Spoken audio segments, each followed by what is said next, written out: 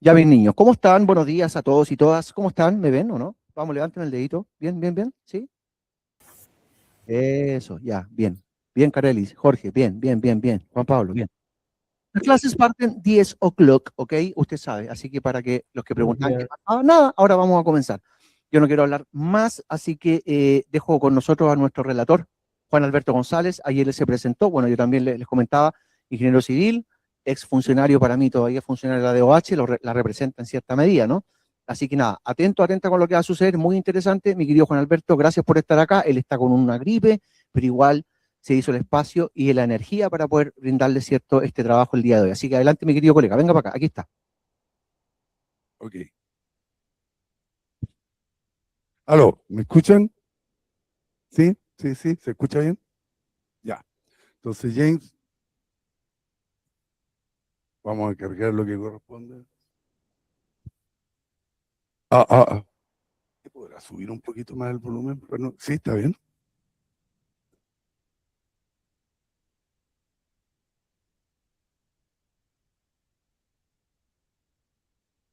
La de embalse.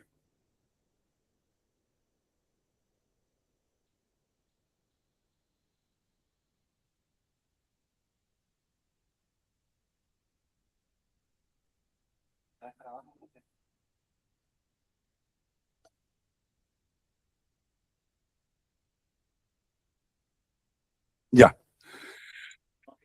ya, perfecto.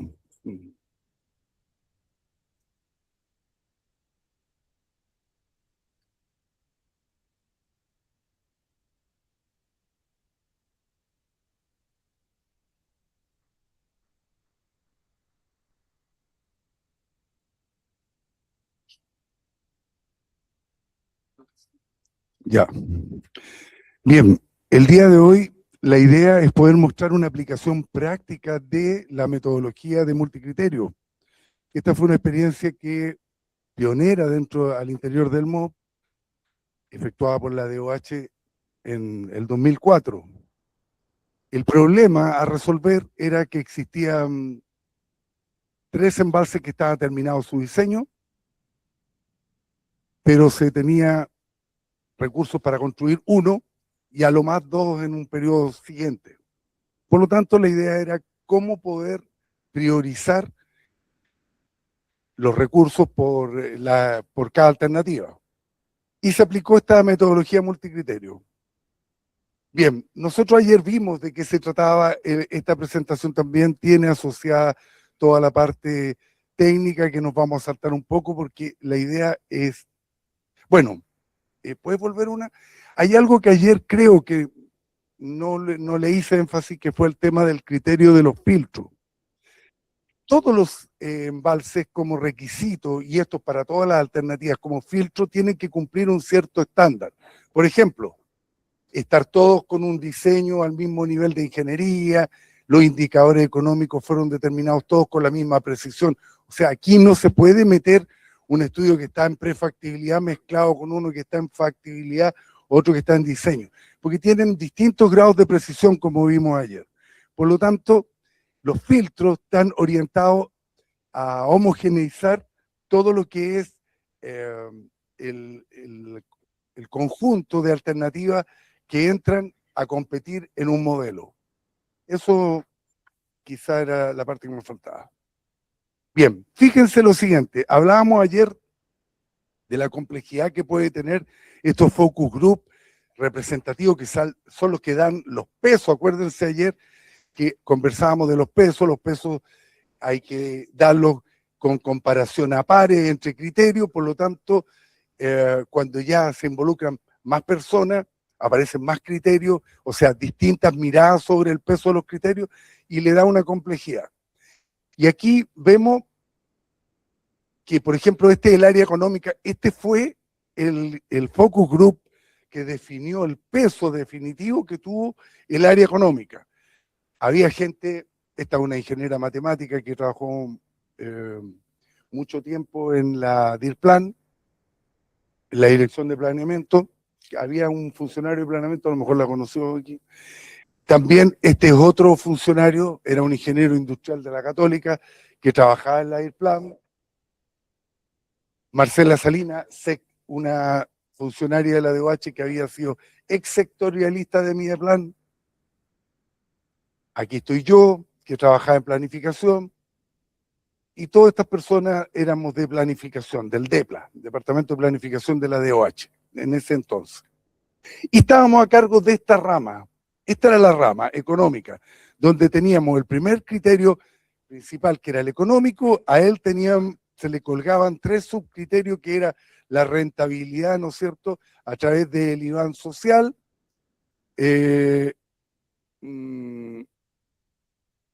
Eso de rentabilidad a través del IBAN social, ahí está mal puesto el título.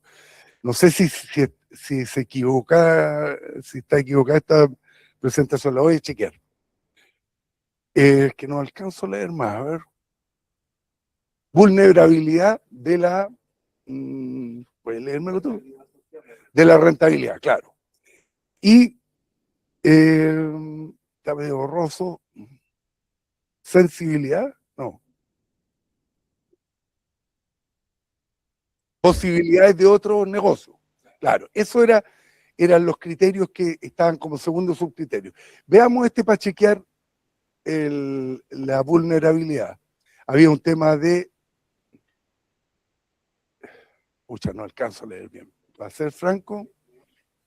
Bueno, pero no es lo relevante el modelo, porque lo vamos a ver después con mayor detalle. Bien, en el área social, aquí sí que se ven bien los subcriterios. Voy a mejorar para el próximo año la otra lámina, se los prometo. Fíjense, en el área social, DIRPLAN, la funcionaria Lucía Garner, que me imagino que todavía pertenece ahí, Nicole Norel, que era una ingeniera industrial que estaba también trabajando en la DIRPLAN, Aurora Puig, ahora está en retiro, pero era la jefa del departamento del área de territorio y medio ambiente en esa época, Adriana Torrealba. Entonces, aquí está metido el área social representada. Y como había una fuerte componente matemática, fíjense lo que se hizo. En la otra área no estaba participando, pero en esta área participaba Sara Arancibia, que era una asesora, era una doctora en ingeniería matemática, que asesoró todo el proceso para que tuviera metodológicamente una buena aplicación. Estábamos partiendo el 2004, entonces tomamos todos los resguardos para poder hacer bien el procedimiento. En el área ambiental, aquí está el jefe de la UMA de esa época, está quien era su subrogante, que fue también jefe de la UMA, también creo que fue hasta subsecretaria o directora regional en las áreas ambientales. Aquí Félix Muñoz, no me acuerdo, pero es un representante de concesiones, también del área de la UMA, y Sara Arancibia también ayudándolo a la parte metodológica matemática. Entonces, si ven, el focus group no era menor. Ahora, ¿faltaba representatividad? Claro que faltaba representatividad. No estaban los regantes, por ejemplo, las personas que iban a ser los usuarios. Pero lo perfecto es enemigo de lo bueno y había que ponderar. Y ese fue el trabajo. Por lo menos tomamos los resguardos que nos fue hecho entre puros ingenieros, entre gato y medianoche, como se dice, y fue bien transparente el proceso, se involucraron a hartos servicios, estaban las competencias, la asesoría sobre los procedimientos matemáticos. Aquí se ve, digamos, los actores que participaron completo en la mesa. Bien. Aquí podemos ver bien el modelo, ves que yo les decía que se podía ver. Dice rentabilidad IBAN social. Aquí hay un problema porque el IBAN no es de rentabilidad. Eso está malo. Eso no es correcto. Es del área económica, pero es un indicador de priorización. Eso era todo lo que...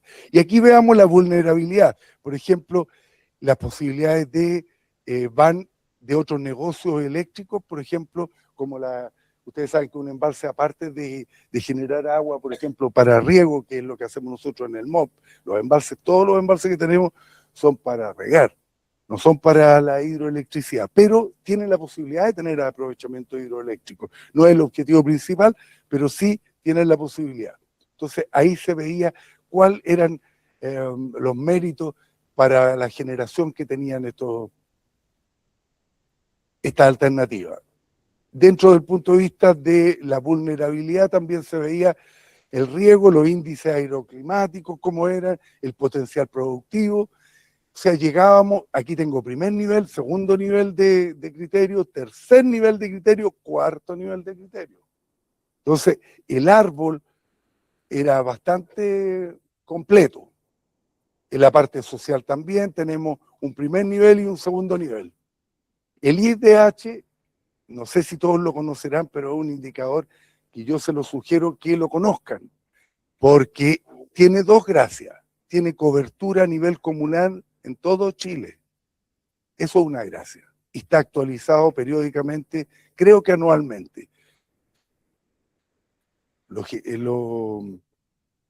Es un indicador que nosotros lo usamos siempre en el ámbito social porque, como les digo, es a nivel comunal. Entonces, cualquier proyecto está súper cubierto con este indicador. También la generación de empleo puede servir, el número de explotaciones de subsistencia. En la parte ambiental, la vulnerabilidad ambiental, que se puede ver a través de la vulnerabilidad de los patrimonios socioculturales, bióticos, también el área de protección, patrimonio arqueológico. Este modelito, como les digo, fue el debutante en cuanto a la metodología, por lo menos tengo entendido que fue en mi servicio y en el MOP también.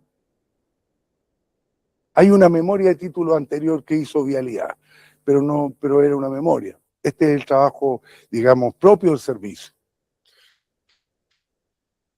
Las conclusiones, después de todo ese procedimiento de que se pusieron los pesos, ahí están los criterios, imagínense, bueno, puedes volver atrás un poquito esas matrices que yo les mostré en el Excel, ¿se acuerdan ayer?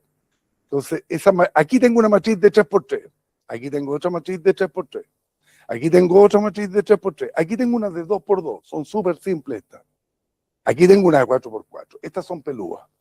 ¿Por qué? Porque lograr hacer el error y la consistencia, o sea, cumplir lo que hablábamos de proporcionalidad y transitividad, es complejo. Estos dos, ¿por qué? Porque, primero, hay muchas personas y hay 4 criterios.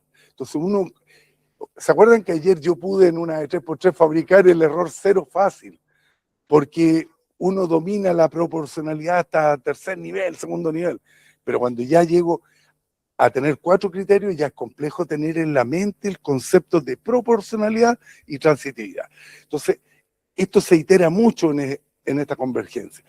Entonces, hay que tratar de evitar llegar a tener 4 o 5 criterios. A veces es necesario hacerlo. Hoy día con la inteligencia artificial esto se transforma un poco más fácil porque uno puede ir procesando rápidamente, iterando, asistido por. Pero la idea es poder entender qué es lo que hay detrás del proceso. Fíjense aquí que tengo criterio económico, 58,9%. Esto era más o menos la foto que teníamos en el 2004. Esta misma distribución hoy día, le aseguro que el ambiental y el social estarían como al mismo nivel, pero este perdería mínimo unos 10 puntos. El económico ya ha retrocedido. No lo suficiente, todavía tiene mucho protagonismo, pero ya no es la única cara visible de los proyectos. Sobre todo cuando entran a competir desde el punto de vista multicriterio. Bueno, ahí se tuvo el resultado, como les digo, de lo que fue.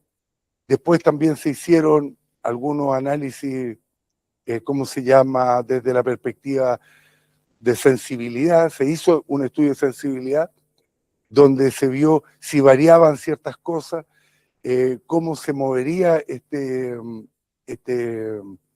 resultado, estas ponderaciones que yo tenía, y gracias a eso se podía ver qué tan estable eran este ranking.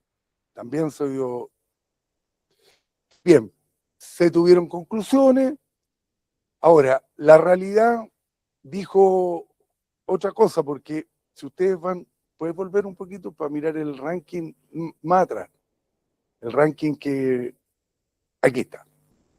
Si ustedes ven, aquí está el sistema Concagua, Embalsancoa y Punilla. El único que está construido de estos tres es el que está al medio, el segundo. pero si ven, estaba segundo y bien cercano al anterior. Aquí está la diferencia, el Punilla. Y el Punilla, ustedes lo han visto en las noticias, ha estado durante por lo menos más de 10 años en que se estudia, se concesiona, se construye, no se construye. Ahí está.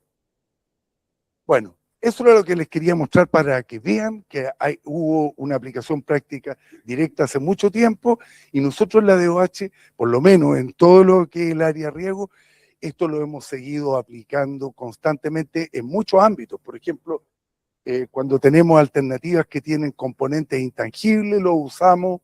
Intangible significa que es difícil cuantificarla o valorarla. Sí.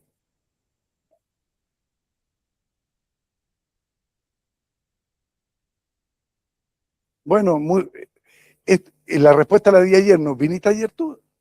Sí. Ya. La verdad que esto es un apoyo a la toma de decisión.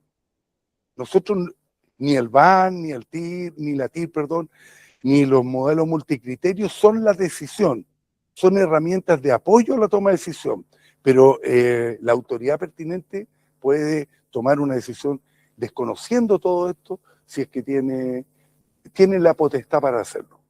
Y de hecho ha ocurrido así, que uno, por ejemplo, le recomienda como técnico, mire, este es el ranking, o estos son los proyectos más rentables, y por otros motivos que no conviene relevar, digamos, en esta clase, se elige otro.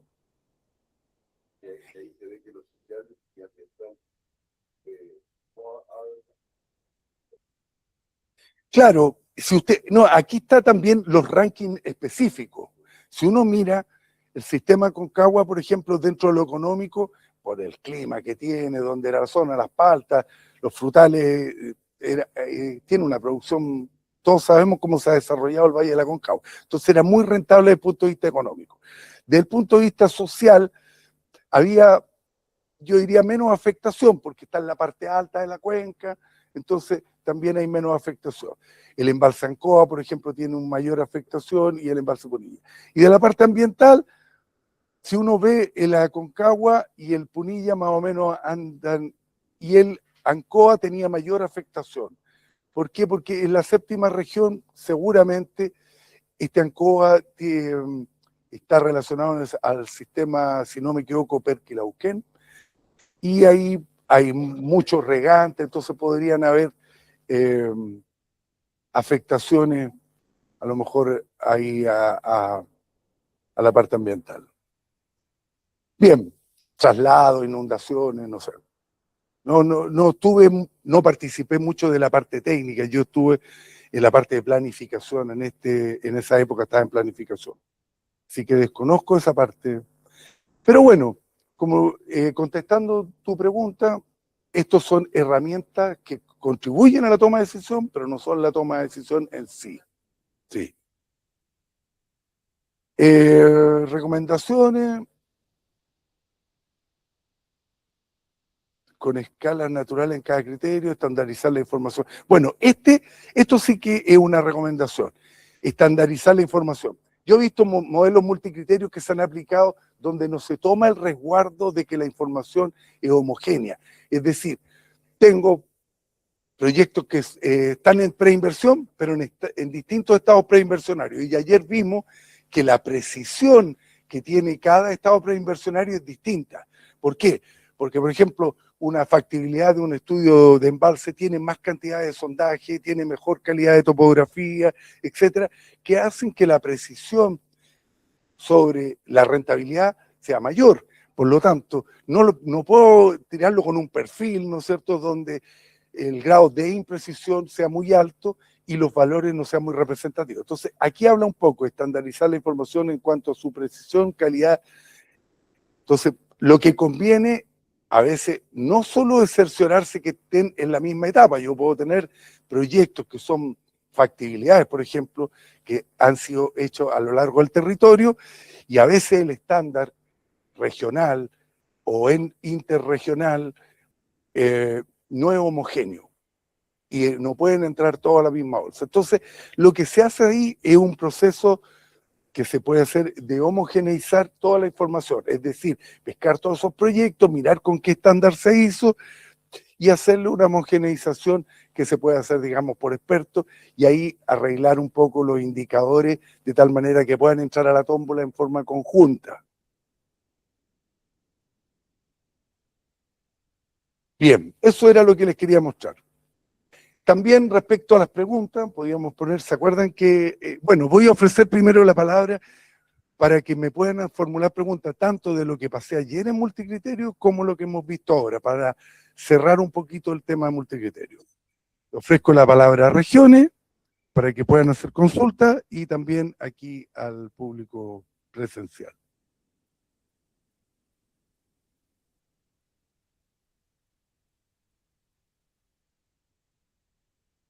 ¿No hay nada? Ahí hay una pregunta. Buen día. Buenos días. Quiero consultar, ya con la duda ese índice social, el IDH, si lo puede explicar nuevamente, por favor. Claro, el índice de desarrollo humano toma indicadores que están relacionados con aspectos económicos, con aspectos de salud y con aspectos de educación. Pueden profundizarlo ustedes un poco de qué se trata. Lo administra el PNU, un programa, ¿no es cierto?, de las Naciones Unidas, es actualizado periódicamente en forma anual, tiene cobertura a nivel comunal. O sea, llega al área chica, como quien dice, del territorio. Y es un indicador en que dentro de una cierta escala te va calificando como es una comuna con respecto al resto, respecto al desarrollo humano que considera los temas, como te digo, de salud, los temas de educación y los temas económicos. Es decir, mete la cesantía, el sueldo promedio, si tienen cobertura de salud, cuántos hospitales pueden contar, no sé, no conozco la estructura fina, pero sí conozco los méritos que tiene este indicador y nosotros lo usamos mucho. No sé si eso te puede aclarar, pero si uno quiere entrar al área fina, es cosa de hacer un par de clics y puede tener cuál es la estructura que lo compone. No sé si eso te satisface. Ok, sí, muchas gracias. Ya, vamos a poner, entonces, lo que hicimos ayer, vamos a poner unas 3 preguntas de las preguntas que le pedí a la IA, de este ranking de 10 preguntas que le pido, un poco para ponerme a prueba yo y contestarle, y además tener una referencia de qué es lo que se puede extraer. Ahora, esto no lo correlacionen, por favor, con el tema de las pruebas. Estas preguntas no tienen nada que ver con las pruebas, es una prueba que me hago yo. ¿Ya? Sí. No, James, no venga a atencionar. Las pruebas, por las características que tienen, son orientadas, ¿no es cierto?, a la selección múltiple, verdadero y falso, por el tema de la gran cantidad de alumnos. Entonces, tiene otra connotación y están intrínsecamente relacionadas con las cosas que se vieron en las PPT. Nada más. Que ojo, perdón, profe, que complemente tu idea, ¿no? Pero ojo, nuestra intención siempre ha sido, evidentemente, ir variando en el diseño de instrumentos evaluativos, ¿cierto? Pero dada la cantidad de colegas que están participando, también tenemos nuestras limitaciones en ese sentido. Por eso se diseña básicamente a través de selección múltiple, verdadero y falso. Pero nos gustaría, por ejemplo, incorporar desarrollo en las evaluaciones, pero eso implicaría una reducción significativa del número de participantes. ¿Vale? Se lo cuento para que ustedes después dicen, oye, ¿por qué preguntan esto y no hacen otro tipo de preguntas? Claro. Eso, gracias. Claro, es el costo de hacer participar tantos alumnos a nivel nacional. Bien, a ver, bájate y busquemos la primera pregunta al tiro. La pregunta primera dice, si el AHP permite incorporar criterios económicos, sociales, ambientales y otros, ¿cómo debe entenderse correctamente su rol dentro de la evaluación, jerarquización y priorización de proyectos? Respuesta, lo primero es precisar correctamente el rol del IH. Esta metodología no reemplaza la evaluación socioeconómica, técnica, ambiental o normativa, pero sí puede contribuir al proceso de evaluación y toma de decisiones cuando existen criterios, impactos o atributos relevantes que no son fácilmente cuantificables. Bueno, y ustedes pueden después, porque todos van a seguir leyendo, pero quiero irme a la idea fuerza que ¿qué queda? La idea fuerza es que el HP no solo prioriza proyectos, también ayuda a evaluar alternativas cuando existen impactos relevantes que no pueden cuantificarse. Esto es lo relevante, porque, por ejemplo, les decía ayer, el gran karma que tienen todos los efectos que se producen en el medio ambiente es que cuando uno los quiere meter en el van, porque la verdad que deberían ir todos en el van esos efectos, no venir las medidas de mitigación, cuantificada y valorada, sino que venir directo. O sea, si yo tengo una afectación medioambiental, debería cuantificarla y valorarla. Pero eso es complicado porque los mercados, ¿cuánto vale la hectárea de Alerce de 400 años? ¿A dónde está el mercado para encontrar el precio de eso? A lo más, ahí puedo cuantificarla. O veamos un problema de cuantificación y valoración. Los derrames de petróleo o un derrame o una afectación pesquera, por ejemplo, en un lago, venir a cuantificar cuál es el efecto. Primero hay que hacer modelos matemáticos para seguir todo el tema de lo que es la contaminación y cómo se propaga en el tiempo. Y después venir a ponerle precio. Complejo. Y como es complejo, entonces estas herramientas nos ayudan a percibir, porque las personas pueden ponderar más o menos con un feeling y una representatividad adecuada cómo se ve ese efecto en el proyecto. Entonces, dos proyectos que están con los mismos méritos, pero uno contamina de una forma y otro contamina de otra, ya los puedo ponderar y comparar y decir, mira, aunque tienen los mismos méritos económicos, esta afectación ambiental y esta afectación ambiental es distinta a esta, creo que es más intensa, pero puede producir más daño, más problemas y todo, y uno opta por la que tiene. Entonces, en esa medida también se pueden ocupar, no solo para hacer un ranking, sino que para elegir mejores alternativas. Y eso es lo que dice esa post. Veamos una más. A ver, el ejemplo inicial no entre... No, una de las tres, a ver, veamos.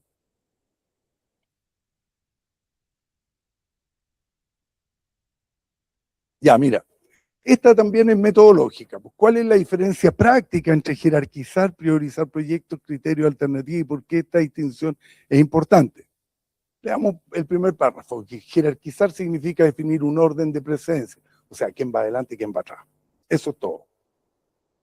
Y acá la idea fuerza es jerarquizar, ordenar la estructura del problema, priorizar. O sea, cuando ustedes ponen, este es el criterio principal y después le cuelgan otros subcriterios, ahí están diciendo quién va adelante y quién va atrás. Entonces, ese árbol que ustedes arman de criterio es lo que nosotros conocemos como jerarquizar. Y después, cuando hablamos de ponderar, ¿no es cierto? Y la importancia relativa es la comparación a pares. Ahí están los dos conceptos. Hola, Jerarquizamos. disculpe, profe, no se ve la presentación. Ah, no importa porque se la... ah, claro, porque si le leemos la pregunta y le leemos la respuesta, dice James, pero son unas preguntas que les voy a hacer llegar. Como les dije, le hice a todas mis presentaciones, se las subí a la IA y le pedí que me diera 10 preguntas asociadas, que serían las preguntas que haría un alumno, ¿cierto? Que está avanzado, interiorizado y motivado por la presentación. Y ahí me las hizo. Entonces, Estamos juntando plata para un software que verifique la IA, la respuesta a los alumnos. no.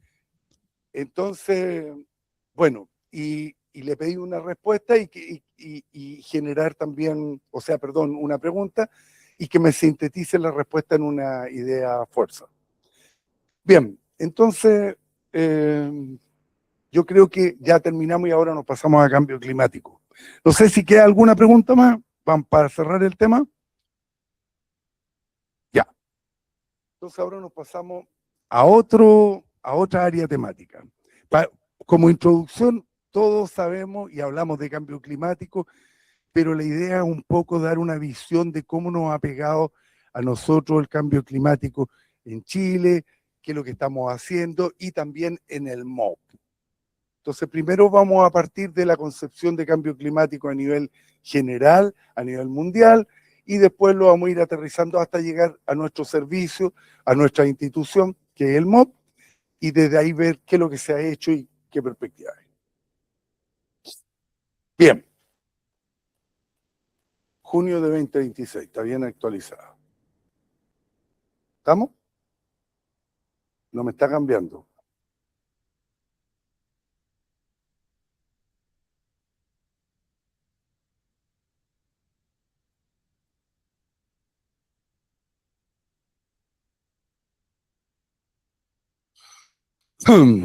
Vamos a esperar un poquito para que quede habilitada No la... te preocupes. Sí, todo bien. Vale. Estamos ahí en los controles, el DJ está poniendo la música. Eso, Cristian, querido. Oiga, mientras colocamos la presentación, perdón que ahora le tengo ganas de conversar. El 8 de julio, no se olvide, ¿vale? Para que después no diga que no le avisamos. Ah. Y ya viene el curso 2, ojo, es el más extenso, ¿vale? 9 temas, 9 temas. Así que atento con eso. Ahí sí. ¿Estamos? Vamos, profe. Ya. Bien. A nivel mundial, el último reporte del panel intergubernamental sobre cambio climático, ese reporte, denominado AR6, son acrónimos, digamos, de reporte, de este organismo que es el IPCC, que es el organismo rector a nivel mundial en cuanto a cambio climático, confirma con muy alto grado de certeza, o sea, este ya es el cierre, que el cambio climático es un hecho real. Estaba en discusión. Hasta el 5 todavía habían detractores, pero aquí ya en la prueba científica con toda la fortaleza y el rigor científico, se indica que el cambio climático es un hecho real, inequívoco, y que el fenómeno de calentamiento global es causado principalmente por las actividades de contaminación atmosférica del ser humano. O sea, ya no hay más discusión. Son del orden de 500 científicos que estuvieron trabajando más o menos en la liberación de este informe y llegan a esta conclusión. Entonces, el cambio climático es antropogénico, es producto de la actividad humana. O sea, es la primera idea fuerza con que hay que partir. Si uno mira la historia, se empezaron a detectar anomalías en la concentración de CO2, ¿no es cierto?, en la atmósfera, y a fines de la época de los 80, ¿no es cierto?, 1988, se crea este panel intergubernamental de cambio climático, conocido como el IPCC, cuya misión era proveer evaluaciones científicas exhaustivas sobre la información existente en cambio climático, cuantificar potenciales impactos y proponer estrategias. O sea, ya nace el 88, 1988, nace este panel intergubernamental en donde participan muchos países y empiezan a liberar una serie de cantidad de reportes en forma progresiva. Los primeros reportes, el First AR, digamos que está ahí, el primer reporte en la época del 90, después el 96, después el 2001, más o menos con un espaciamiento de aproximadamente cada 6 años se venían liberando.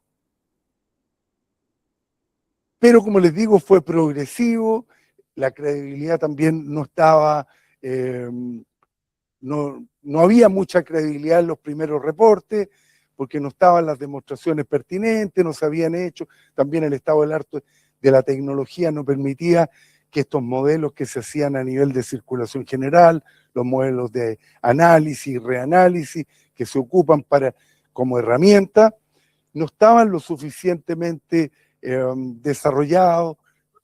¿Sí?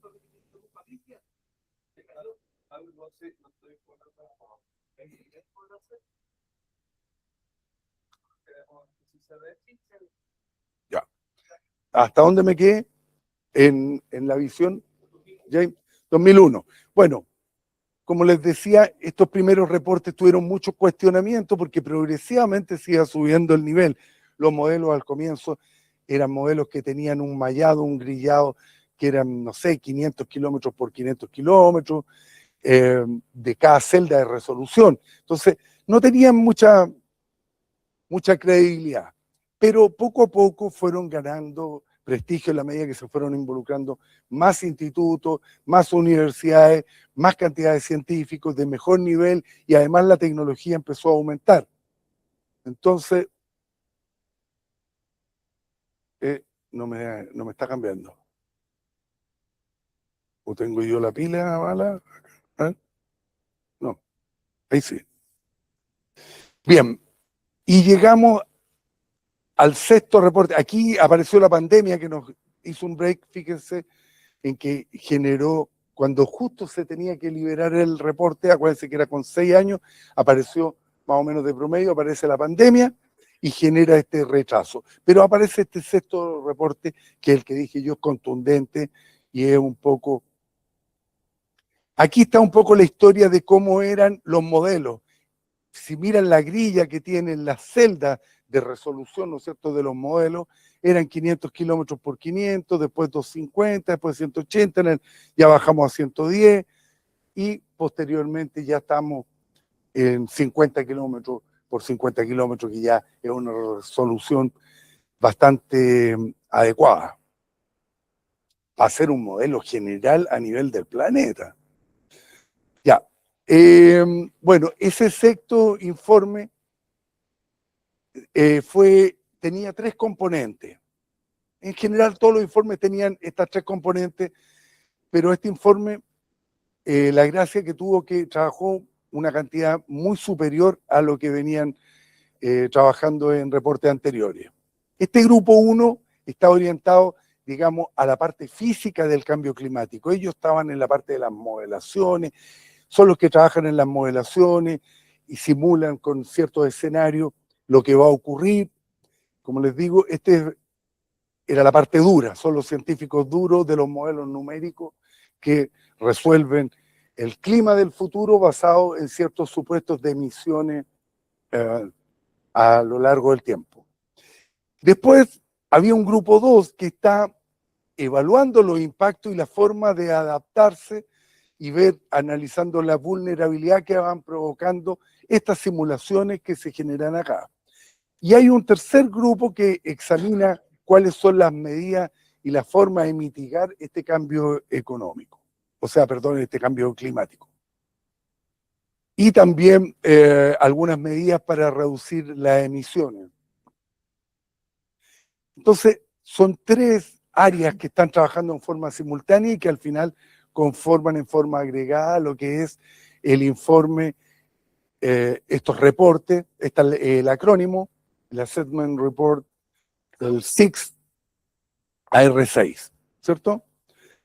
Y como les digo, esto fue recientemente liberado y ya entregó sus predicciones. Aquí un poco el cambio climático, el efecto que va provocando, ¿no es cierto? Si uno hace una correlación entre el aumento de las emisiones a través del tiempo y ve cómo le pega a variables como la temperatura, se da cuenta que inmediatamente se produce este efecto invernadero, y este efecto invernadero va haciendo que vaya aumentando la temperatura media, tanto temporal como espacial, en el planeta.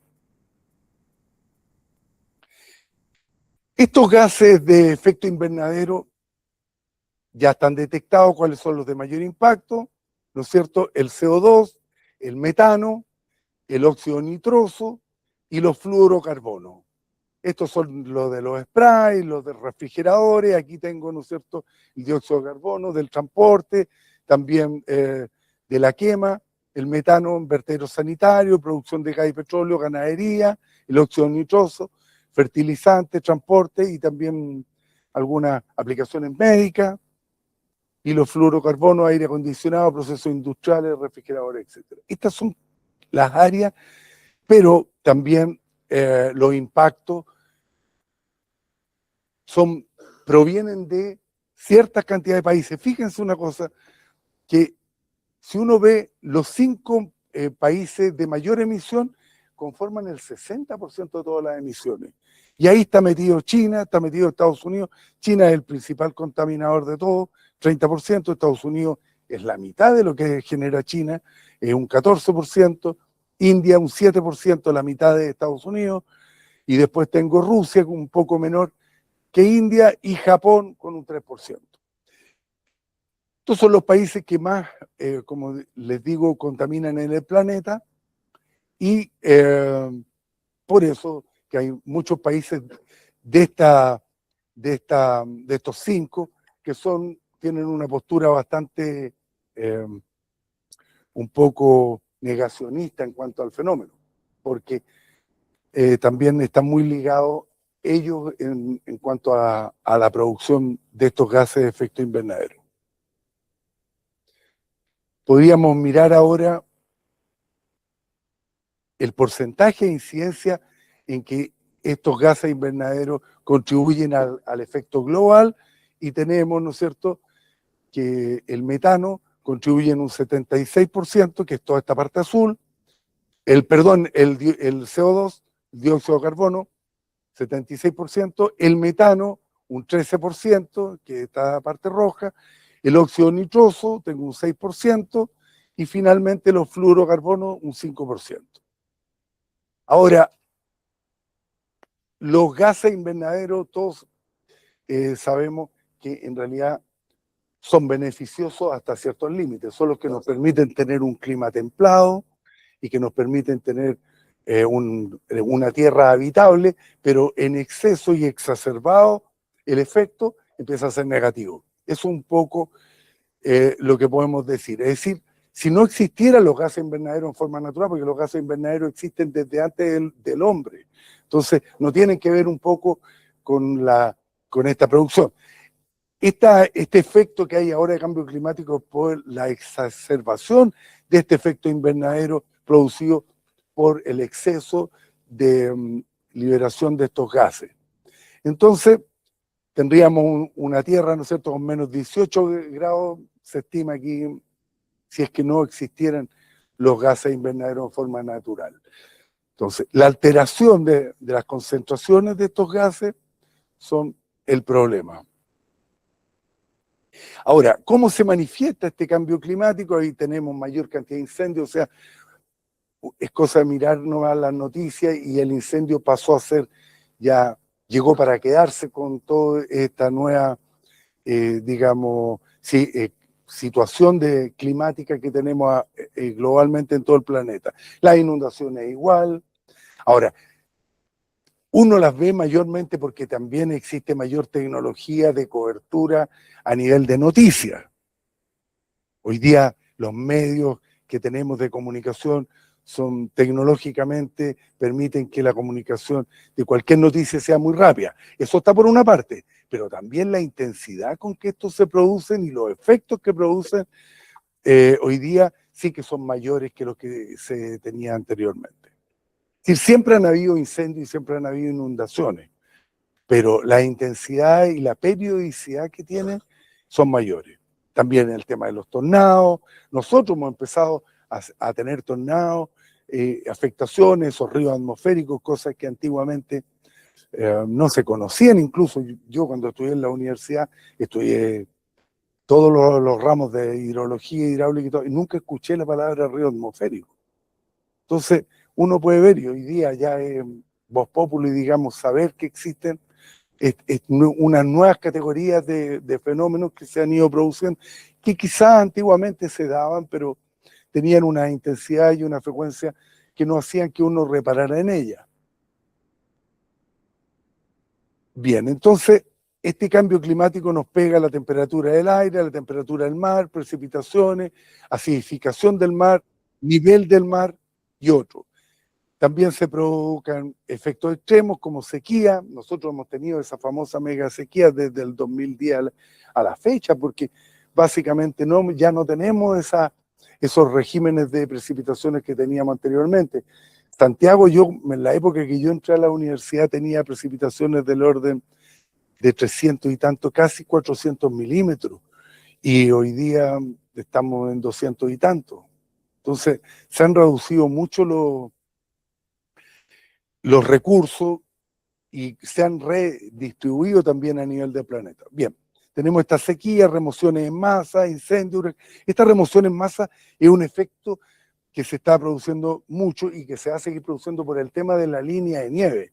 Resulta que la isoterma cero hoy día, de repente, por fenómenos climáticos, se encuentra alta con regímenes de precipitaciones. Y se así entonces en la zona en que había precipitación sólida y precipitación líquida.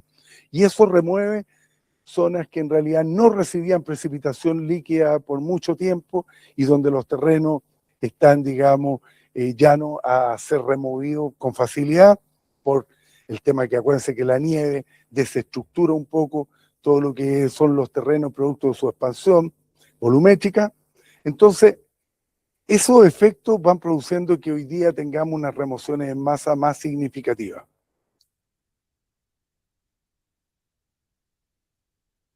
También hay alteraciones al ciclo hidrológico, ¿no es cierto?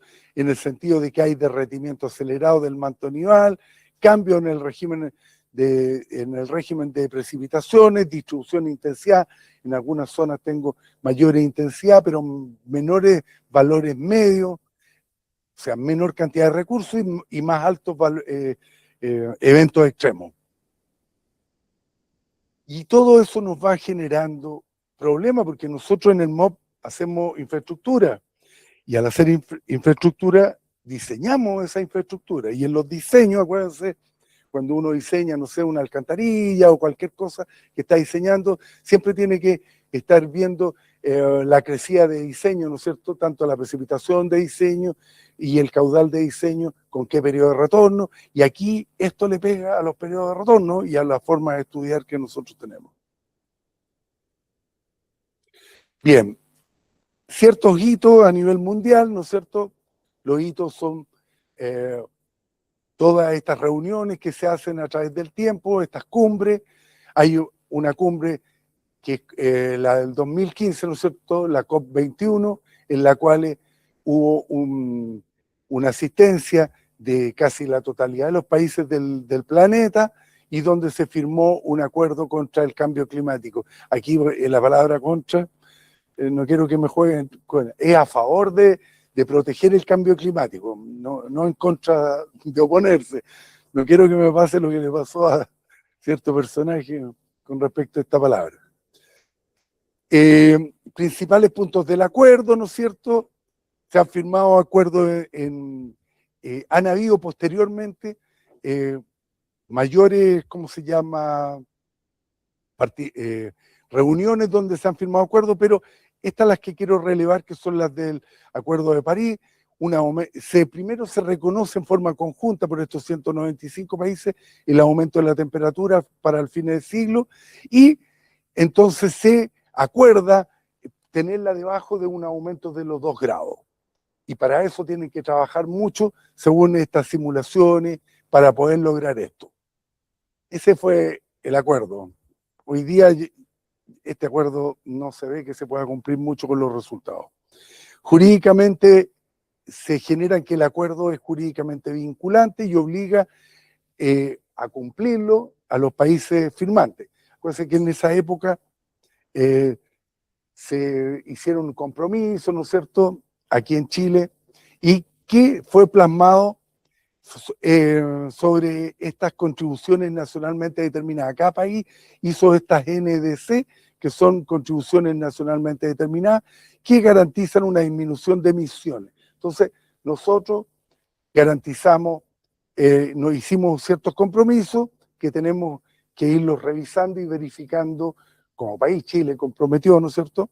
Si no me equivoco, fue en la administración de Piñera en que le tocó hacer este compromiso, 2015.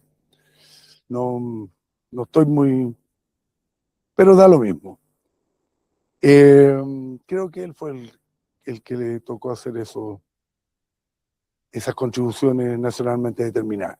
Pero básicamente era, ¿no es cierto?, la generación eléctrica, dejar creo que al 2050 o al 2040, por ahí un compromiso dentro de estas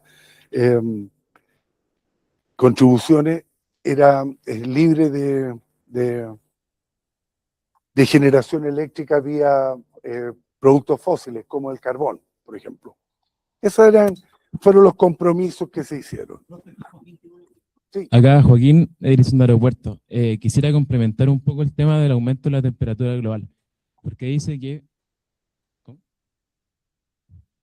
No, mira, lo que pasa es que dice que es para fin del siglo XXI.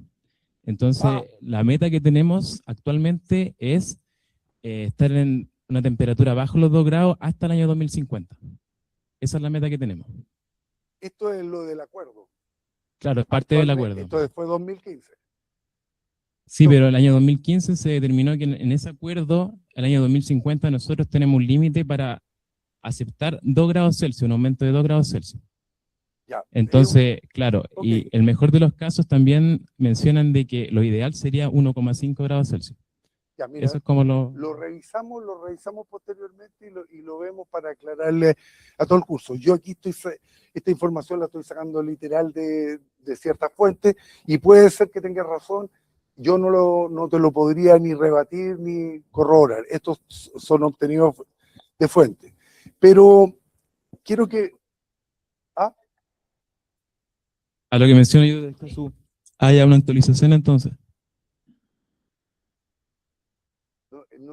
No entendí mucho lo que... ¿Es otro acuerdo tú dices? Otro acuerdo, sí, actual. Ya, bien. El de los 50, el del año 50 es otro acuerdo. Ah, ya. Bueno, lo vamos a chequear. Ya, los tres, a nivel mundial, entonces existen estos tres ejes para enfrentar el cambio climático, que son la mitigación, ¿no es cierto? ¿Se acuerdan? Que nosotros hablábamos que habían ciertas áreas desde el punto de vista de estrategias para poder mitigar estos efectos y adaptarnos a estos efectos y capacitar para poder identificar las medidas apropiadas y poder retroalimentar este tema de la mitigación y la adaptación. Estos son los tres ejes que la Convención Marco de Naciones Unidas ha estructurado para el cambio climático. Bien, veamos un poco las herramientas que nosotros tenemos para el estudio de cambio climático. Esto es un poco una revisión y la primera herramienta fueron, como les decía yo, ¿se acuerdan que había modelos que migraron desde grillas gigantescas y se fueron achicando y además también aprovechando cada vez que la tecnología nos brindaba computadores de mejor categoría? Son los famosos modelos de circulación general, ¿no es cierto? Que son modelos que resuelven ecuaciones con sus leyes, ¿no es cierto?, constitutivas, que son básicamente los balances, las ecuaciones de energía, cantidad de movimiento, termodinámica, etcétera, etcétera. Y estos resuelven el clima a través de, ¿no es cierto?, considerar ciertas forzantes que lo alimentan y pueden resolver el clima, es decir, indicar cómo se va a comportar la temperatura, las precipitaciones, etcétera, a lo largo de todo el planeta hasta fines de siglo, que es lo que estamos modelando en este instante con nuestro escenario, hasta fin de siglo. La atmósfera, ¿no es cierto?, es resuelta con estos modelos de circulación general y después vamos a ver qué rol juega en esto con la labor que hacemos nosotros en la generación de infraestructura. Pero este es el primer paraguas general que tiene el análisis duro de lo que es el cambio climático. Es generar simulaciones, ¿no es cierto?, de cómo se va a comportar el clima en función de ciertas forzantes, entre ellas el nivel de contaminación que nosotros podemos tener y que se lo vamos a brindar a través de ciertos escenarios. Esa es un poco la idea. Bien, este panel intergubernamental, ¿no es cierto?, participa una variedad de organizaciones científicas que ponen a disposición una serie de modelos. Existen más de 50 modelos hoy día que son de libre disposición y que han sido liberados por estas organizaciones científicas, ¿no es cierto? Los modelos de libre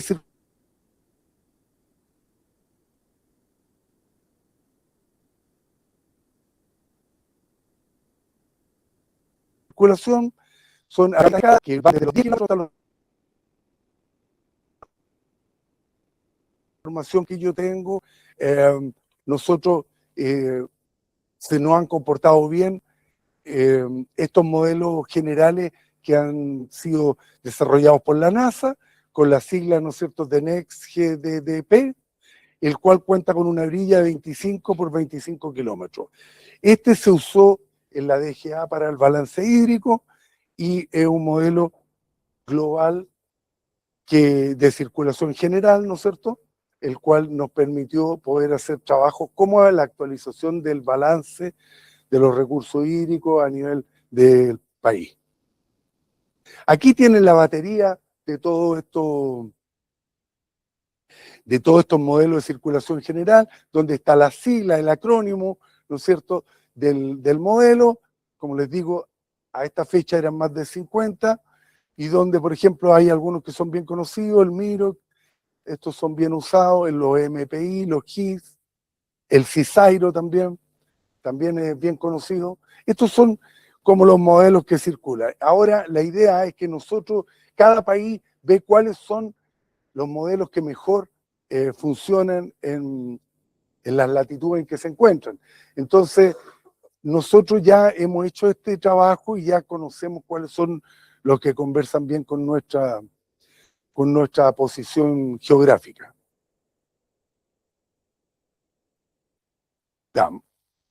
Bueno, se me pasó la mano. Aquí vamos a... Una hacia atrás, ¿no? Eso. Proyecciones de cambio climático. Para la construcción de cada uno de los informes se trabajaron con ciertos supuestos y en la actualidad esos supuestos cambiaron ahora en este reporte, porque antiguamente se trabajaba, ¿no es cierto?, con la trayectoria de concentraciones representativas que teníamos, ¿no es cierto?, y que la usábamos nosotros también en los cálculos que hacíamos a nivel de país, que después las vamos a mirar, pero ahora en el AR6 usaron unas trayectorias socioeconómicamente compartidas, usaron otros modelos, otro escenario, y se los voy a mostrar un poco cuáles son ellos. Entonces, existen dos grupos de escenarios. El primero son los RCP, ¿no es cierto? Esta Representative Concentration Pathway, que estas son las que nosotros usamos hasta el AR5. Y en el AR6 aparecen estas, donde se le hace un cambio y se introduce esto de socioeconómicamente compartida. Las vamos a ver ahora en la siguiente. Mira, ahí no me cambió. Algo pasó.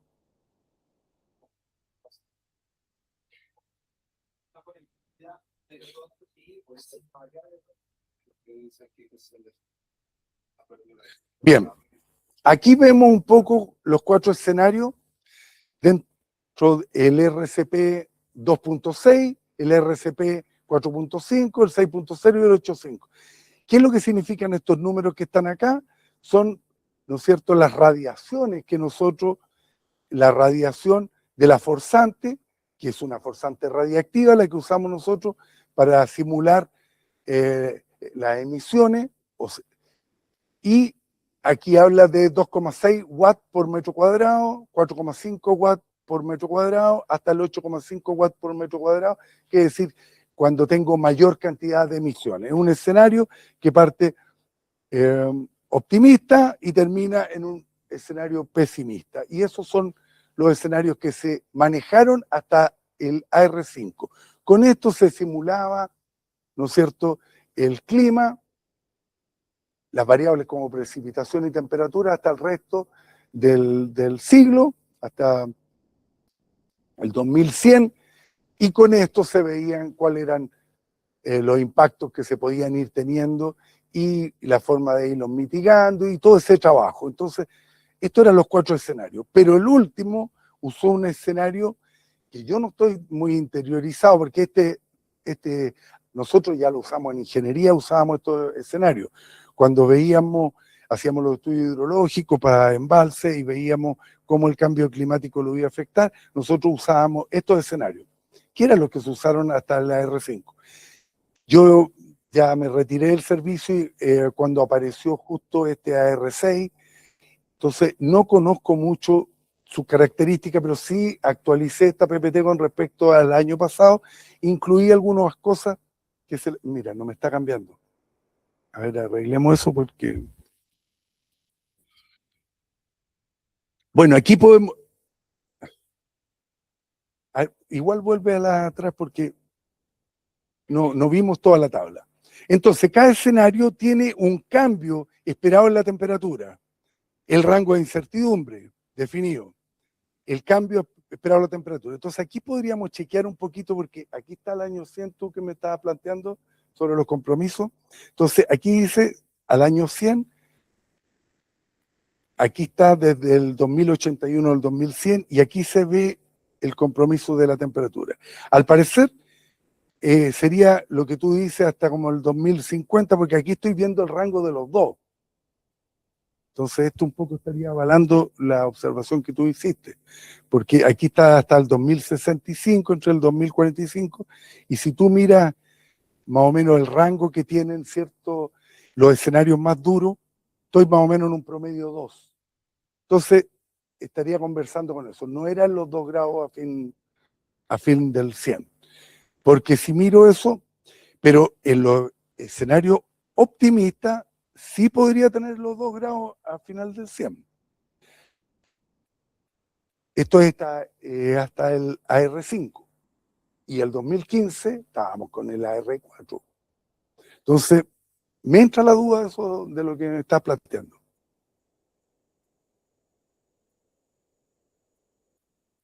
Quizás puede ser solamente como la primera meta.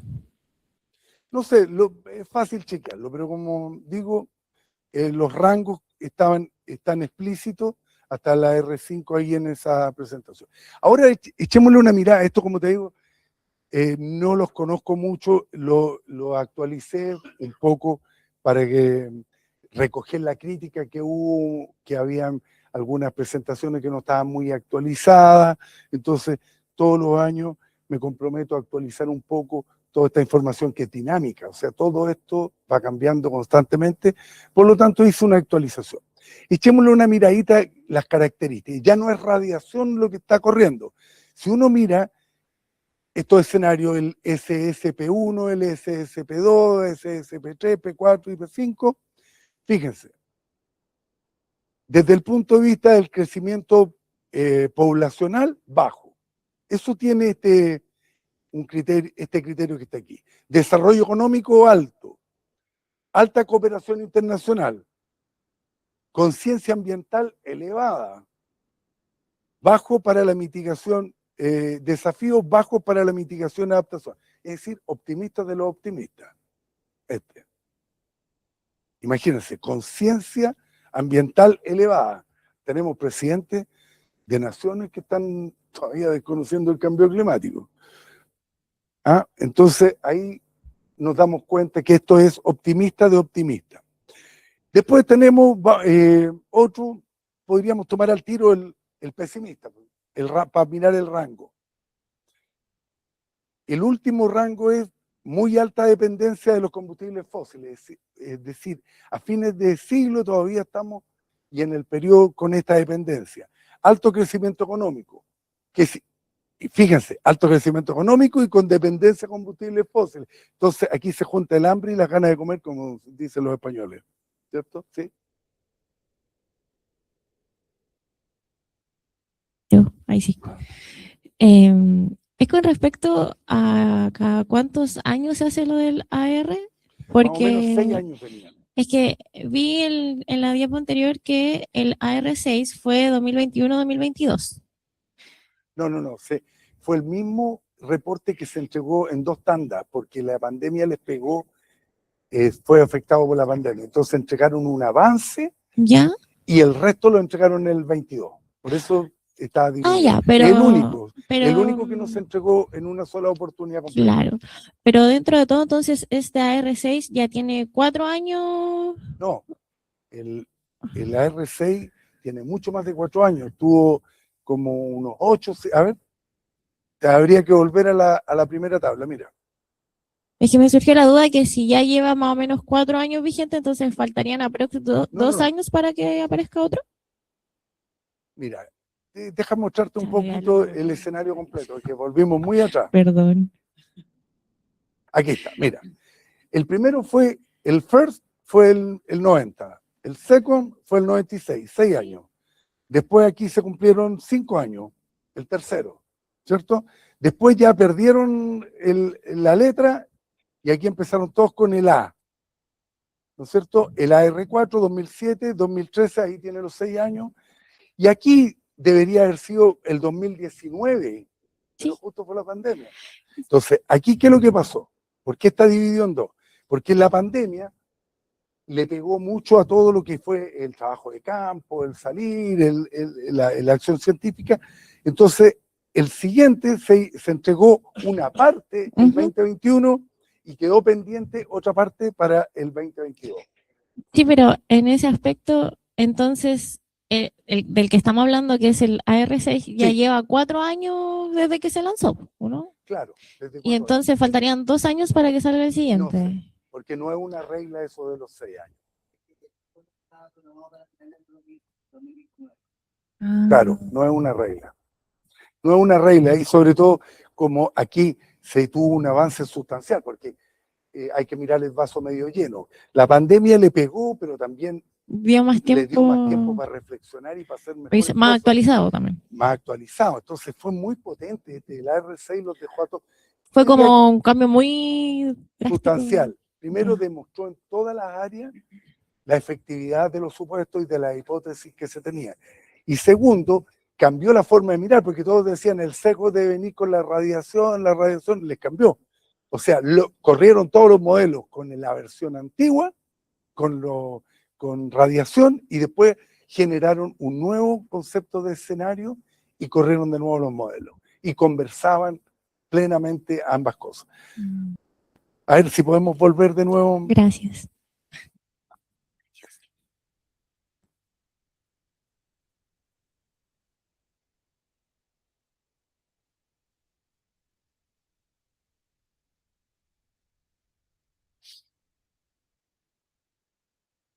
Estamos acá, ¿no es cierto?